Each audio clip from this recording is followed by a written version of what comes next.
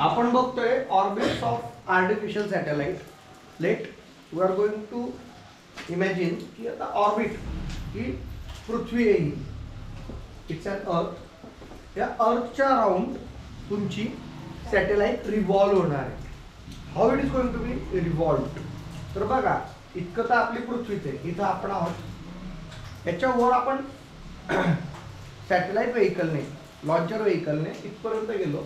इथून आपण त्या सॅटेलाइटला क्रिटिकल वेलोसिटी देत असतो, हॉरिझॉन्टल टेंजेन्शियल.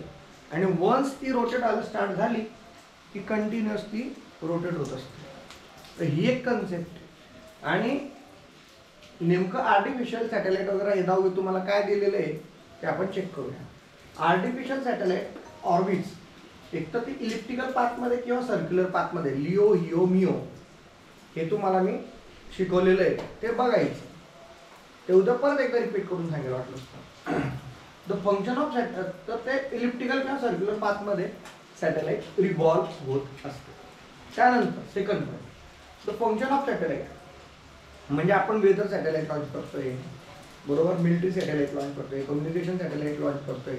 त्याच्यावर डिपेंड करतं मनीष की त्या सॅटेलाइटला आपण किती हाईटवर ठेवायचं. Then satellite reach the height with satellite vehicle, हे मी तुम्हाला आधी सांगितलं. आणि तिथून ती क्रिटिकल वेलॉसिटीला जाते आणि टँजेन्शियल सेंट्रिपिटल फोर्स तिथं अप्लाय होत असतो आणि ती काय होत असते, रोटेट होत असते. देन क्रिटिकल वेलॉसिटी ही मिनिमम वेलॉसिटी आहे की ज्याच्याने तुम्ही ती ऑर्बिट होण्यासाठी काय होते, मदत होते. म्हणजे तितकी वेलॉसिटी पाहिजेच. सपोज तुम्ही काल मी मजाकमध्ये तुम्हाला बोललो होतो की आपण ती सॅटेलाइट अशी घेऊन जातोय आणि जर का वेलॉसिटी कमी झाली तर ती परत येऊन कुठे आदळेल, आपल्या पृथ्वीतून परत ती कोलॅप्स होऊ शकते. तितकी स्पीड मिनिमम पाहिजे. तुम्ही हातात चावी फिरवता, स्पीड असेल तर ती फिरते आणि फिरता फिरता जर स्पीड कमी झाली तर गुंफण माहिती प्रत्येकाला, दगड लावतो, फिरवतोय, जोरजोरात फिरवतोय फिरवतोय फिरवतोय फिरवतोय आणि फिरवता फिरवता स्पीड स्लो झाली की त्याचे दगड आहे ते हाताला येऊन लागतं, आपल्याला लागतं की नाही. Somehow like that centripetal force तिथं वर्क करत आहे की तितक्या स्पीडने ती सॅटेलाइट व्हेकल फिरायला पाहिजे. आणि सेंट्रिपिटल फोर्स किती लागतो तिथं, mvc²/r. हे जे r आहे हे पण समजून घ्या की अर्थ रेडियस आणि त्याच्यावर तुम्ही किती वर घेऊन जाणार आहे. म्हणून इथं मी क्लिअर लिहिलंय, radius of earth plus height above the earth surface, हे आलंय. मग centripetal force is equal to how much, that is gravitational force between earth and satellite. एकदा का ती सॅटेलाइट वर हाईटला एका पर्टिक्युलर पोहोचली मग तिथून काय होत असते, ती ऑर्बिट होते. तर बाइंडिंग एनर्जी बोललो ना मी, ग्रॅव्हिटेशनल फोर्सने बांधली जाते. तर ती जी ग्रॅव्हिटेशनल फोर्सने बांधली गेलेली आहे तर तिथं आलं ग्रॅव्हिटेशनल फोर्स. मग हे आलं स्मॉल जी. हे याचं तुम्ही मोबाईलमध्ये बघत असताना स्क्रीनशॉट काढून घ्या, कारण हे डिफरंट आहे. हे पुस्तकासारखं नाही लिहून दिलेलं आहे मी, तुम्ही जर चेक केलं तर.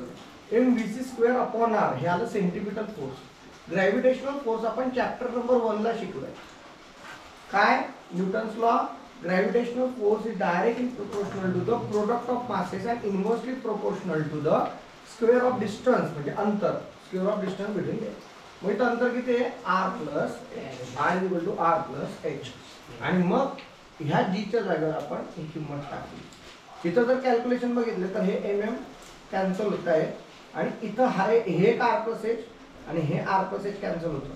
तर हेच मी डिटेलमध्ये सांगितलं की m हे जे न्यूमिनेटरला आहे हे खालती घेतलं, r+h हे डिनॉमिनेटरला आहे हे वर घेतलं आणि इथं परत जे मी डायरेक्टली कॅन्सल केलेलं तर परत दाखवतोय की हे r+h आणि हे स्क्वेअर कॅन्सल, हे m आणि हे m कॅन्सल आणि शिल्लक करायला gm आणि फक्त एकच वेळेस r+h. पण हे काय, क्रिटिकल वेलॉसिटीचं स्क्वेअर, त्याचं स्क्वेअर रूट घेतलं तर क्रिटिकल वेलॉसिटी कोणत्या फॉर्म्युल्याने काढता येईल, √g × m/r+h.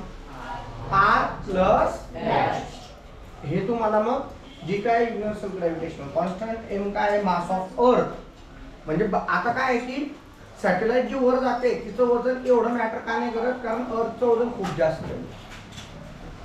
रेडियस ऑफ अर्थ आणि हाईट फ्रॉम द अर्थ या गोष्टींवर ते डिपेंड करतं की सॅटेलाइटची क्रिटिकल वेलॉसिटी किती पाहिजे.